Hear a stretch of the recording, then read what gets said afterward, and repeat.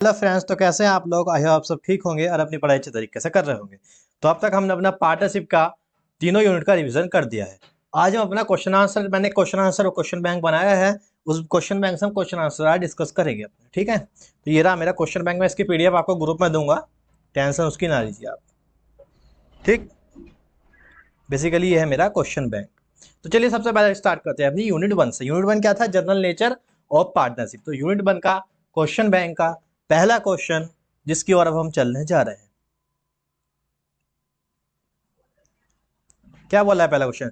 Define partnership. कि आप जो पार्टनरशिप जिसके बारे में इस यूनिट में पढ़े थे, यानी कि इस पार्टनरशिप एक्ट में पार्टनरशिप की क्या डेफिनेशन है, आपको पार्टनरशिप एक्ट वाली डेफिनेशन बतानी है। क्या इसमें अपनी तरफ से बनाकर लिख सकते हो? आप नहीं लिख पाओगे, क्योंकि जो एक्ट में डेफिनेशन होती है वो डिट्टो कॉपी पेस्ट करनी पड़ती है। क्या डेफिनेशन है? सबसे पहले उसी की बात करते हैं। Partnership is a relationship between two or more person. It is a relationship है, मतलब बिजनेस रिलेशनशिप, पर्सनल पे मत जाना।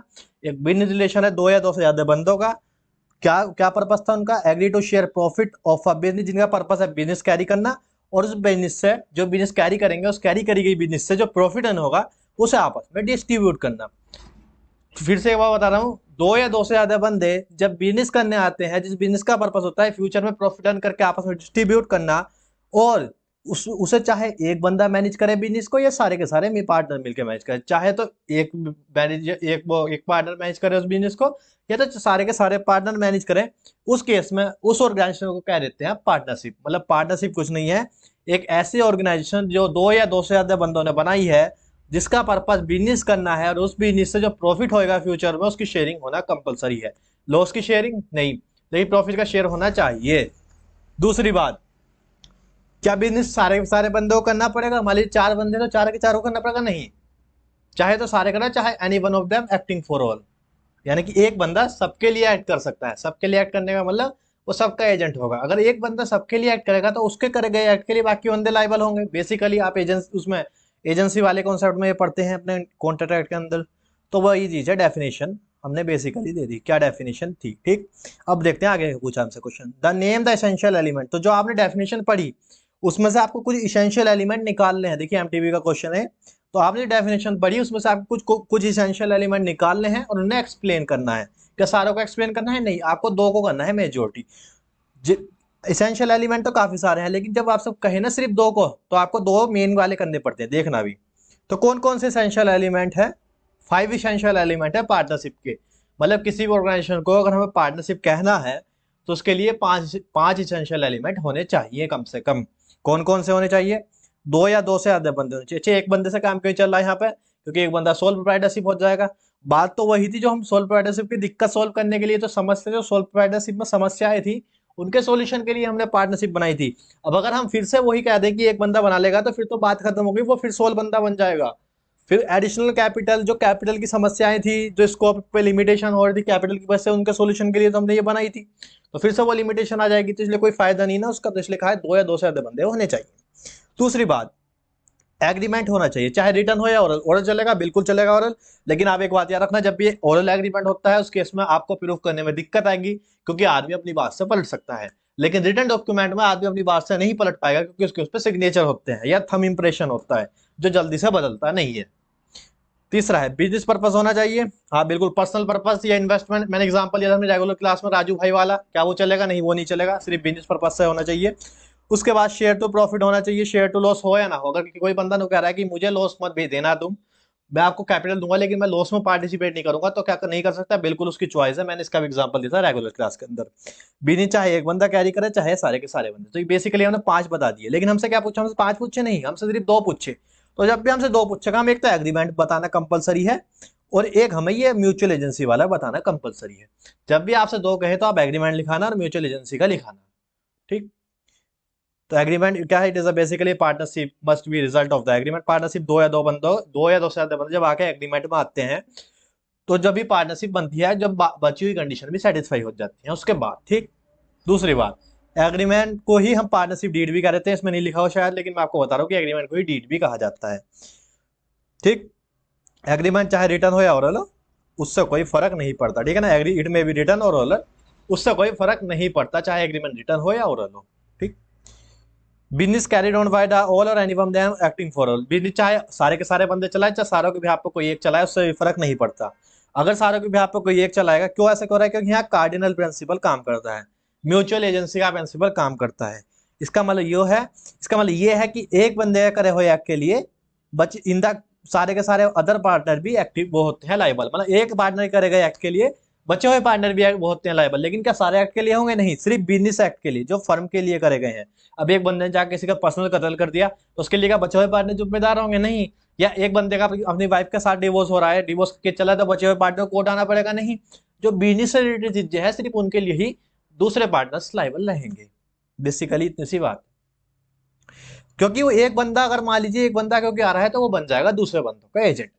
पार्टनरशिप के अंदर हर बंदा दूसरे बंदे का एजेंट होता है, खुद का प्रिंसिपल होने का बेसिकली मतलब इतना है कि उसके एक्ट के लिए वो खुद लाइबल होता है। और दूसरों का एजेंट होने के लिए मतलब ये है, आप एजेंसी वाले कौन से चैप्टर में पढ़ते हो कि एजेंट जो है वो प्रिंसिपल को बाइंड करता है, मतलब एजेंट के एक्ट के लिए प्रिंसिपल बाइंड होता है बेसिकली। तो वही कह रहा है ये, क्योंकि एक बंदा दूसरों के बिहाफ में काम कर रहा है तो जो उसकी गलतियां होंगी उसके लिए दूसरे भी भुगतेंगे, उसकी करी गई गलती के लिए दूसरे भी लाइबल होंगे। एक पार्टनर की करी गई गलती के लिए पार्टनरशिप में दूसरे पार्टनर लाइबल होते हैं, लेकिन क्या सारी गलती के लिए? नहीं।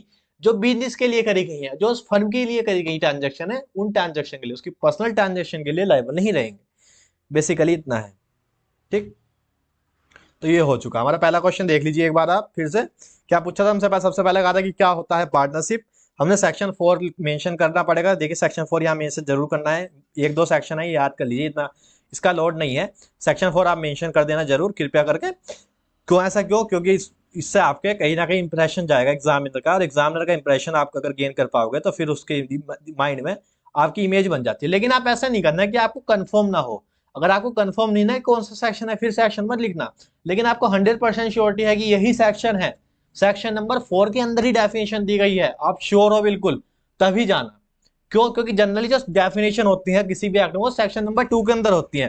तो आपको कंफ्यूजन हो सकता है कि यार जब हर किसी एक्ट में सेक्शन नंबर 2 के अंदर है तो हो सकता है पार्टनरशिप के अंदर भी सेक्शन नंबर 2 के अंदर नहीं, पार्टनरशिप में सेक्शन नंबर 4 के अंदर बताई गई है। तो ये आपको याद रखना पड़ेगा। याद नहीं आया तो कुछ भी मेंशन मत करना, याद हो तो तभी मेंशन करना। डेफिनेशन आपको कॉपी पेस्ट करनी पड़ेगी, इसमें कुछ आप एडिशन डिलीशन नहीं कर सकते। बेसिकली एलिमेंट आपको 5 के 5 में मेंशन करने पड़ेंगे, और मेंशन करने के बाद सिर्फ अगर आपसे कहिएगा 2 बताइए मेन, तो आपको 2 मेन बताने पड़ेंगे, जो कि है 2 मेन, एक तो एग्रीमेंट और एक क्या बोलते हैं म्यूचुअल एजेंसी वाला। Just a minute.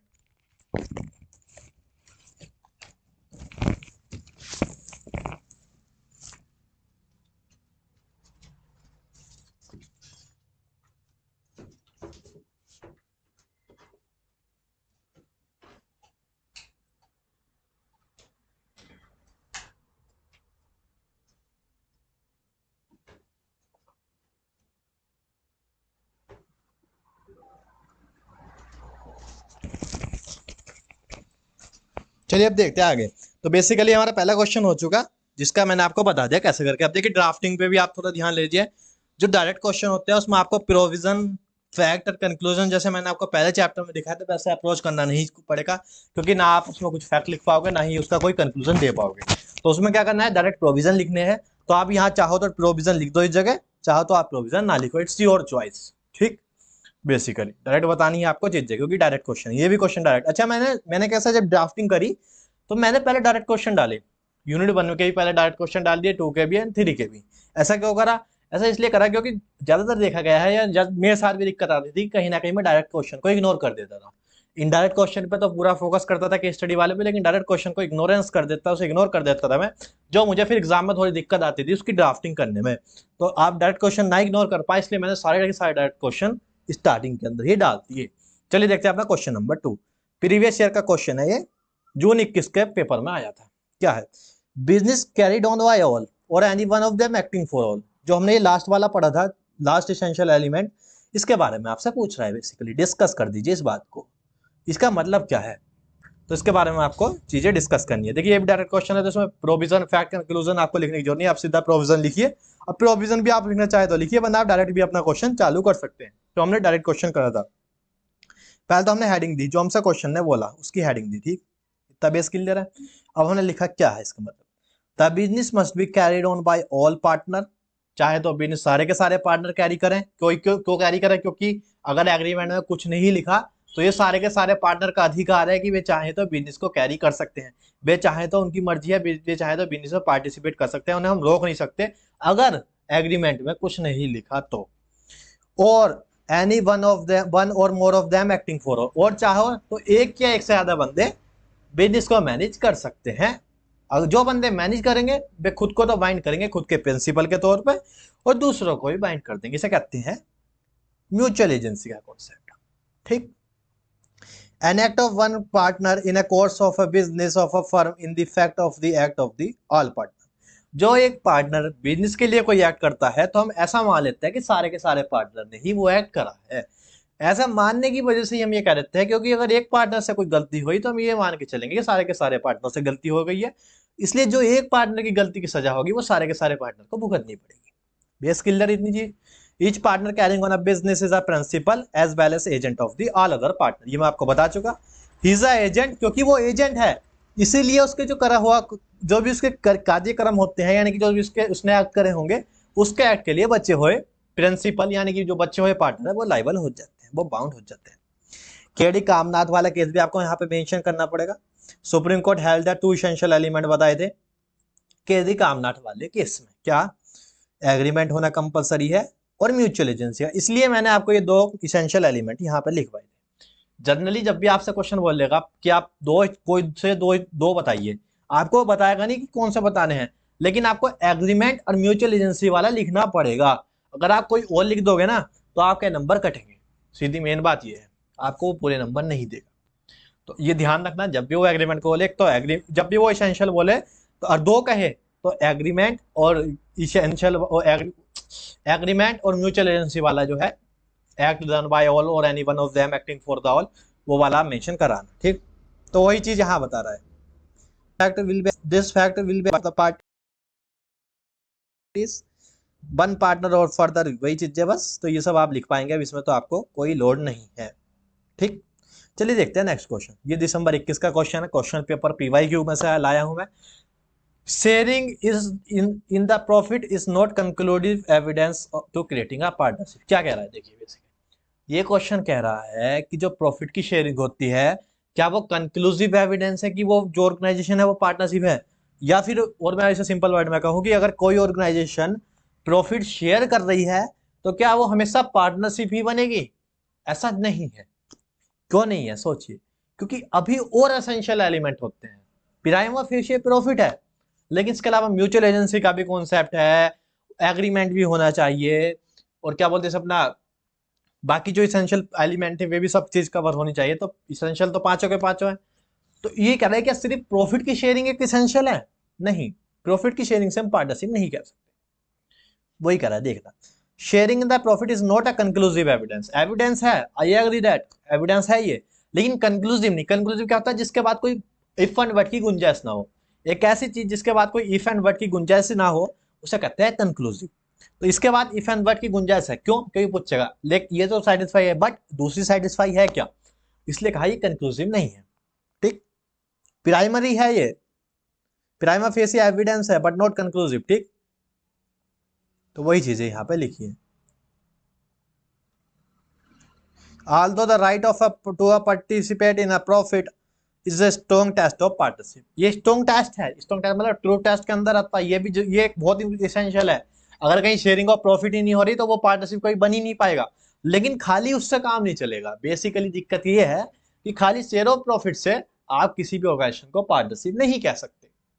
तो वही कह रहा है ये। ठीक। एग्रीमेंट भी जरूरी है और भी एक्टिंग और मतलब म्यूचुअल एजेंसी वाला कॉन्सेप्ट भी जरूरी है। तो ये खाली इससे तो काम चलेगा नहीं।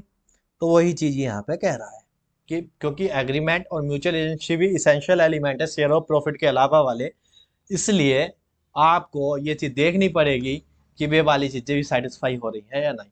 आप खाली प्रॉफिट देख के ये कंक्लूजन नहीं पे इस कंक्लूजन पे नहीं आ सकते कि कोई ऑर्गेनाइजेशन पार्टनरशिप है या नहीं है। तो ये आपको कैसा लगा क्वेश्चन, समझ में आया? बेसिकली ये कह रहा था कि अगर प्रॉफिट का शेयर हो रहा है तो हम क्या ये मान लेंगे कि ये पार्टनरशिप है? प्रॉफिट का शेयर होना जरूरी है। देखिए ऊपर के एसेंशियल एलिमेंट में है, ये इनिशियल एलिमेंट में है, देखिए शेयर ऑफ प्रॉफिट है, ये रहा फोर्थ पॉइंट।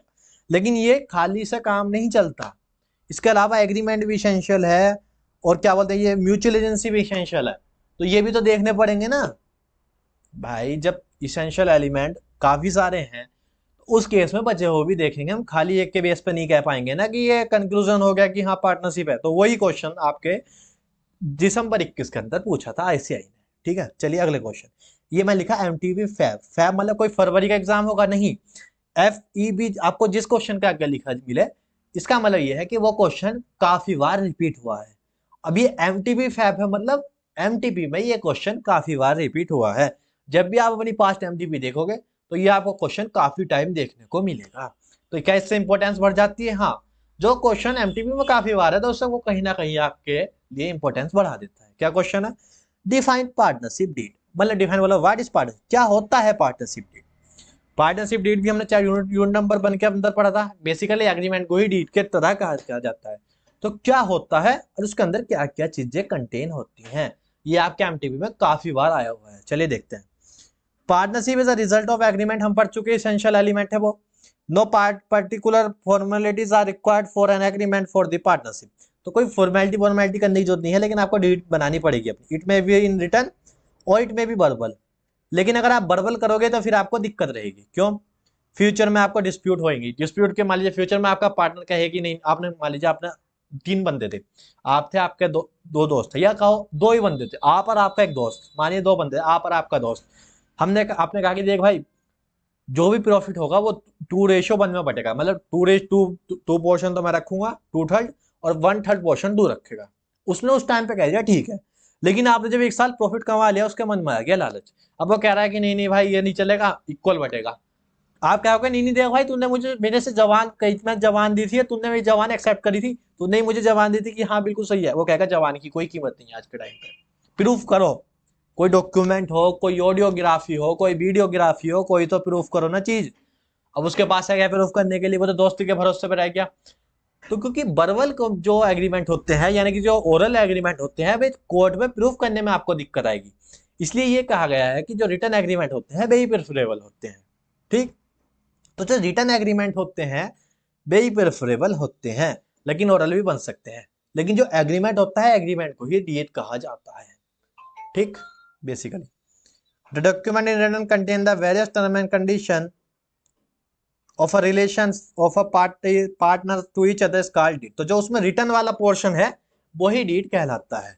जो रिटर्न वाले एग्रीमेंट होते हैं वे डीड कहलाते हैं। इसके अंदर इस क्वेश्चन में तो नहीं, लेकिन मैं आपका बेस क्लियर करने के लिए मैं बता देता हूँ कि एक तो मैंने दिखाया था अपनी रेगुलर क्लास में, मैंने दिखाया था एक डीड पूरी। ठीक, पहली चीज आप देख लेना उसमें रेगुलर में। दूसरा क्या बोलते हैं अपना, ये एक और चीज है, देखिए इसके आगे लिख भी रहा है कि जो आपको जब भी आप अपनी रीड बनाओ तो आपको स्टैम्प एक्ट की जो रिक्वायरमेंट है फुलफिल करनी पड़ेगी। स्टैम्प एक्ट क्या है?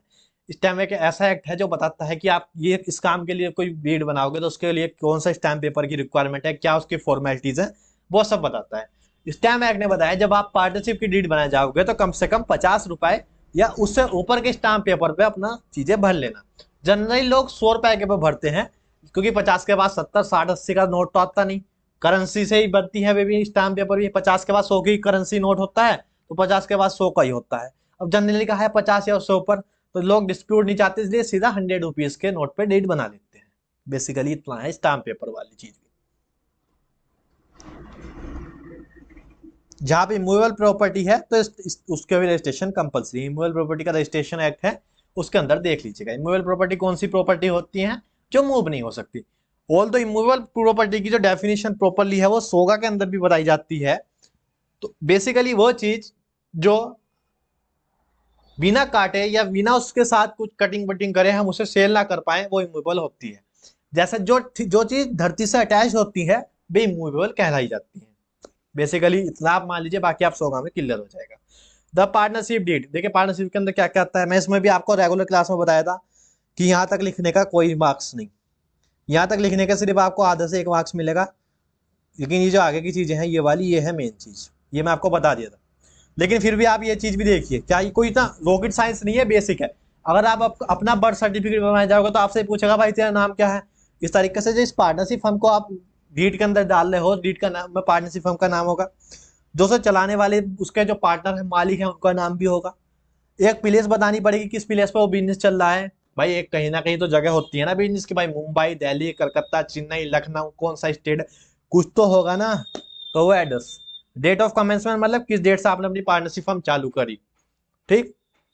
अगला, duration of partnership firm. Duration क्यों पूछ रहा है? क्योंकि जब हमने रेगुलर क्लास में पढ़ा था पार्टनरशिप की जो टाइप, ड्यूरेशन के टाइप पढ़ा था, उसमें ड्यूरेशन के बेस पर दो तरीके की होती थी। एक होती थी एट विल और होती थी एक एट फिक्स पीरियड। जस्ट